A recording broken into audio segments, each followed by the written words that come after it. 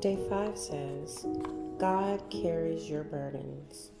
Matthew chapter 11 verse 28 says, Come to me, all you who are weary and burdened, and I will give you rest. What burdens am I holding that I need to give to God? What would the rest look like for my soul?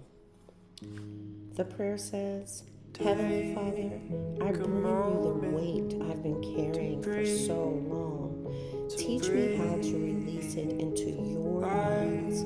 Give my soul the rest it desperately needs.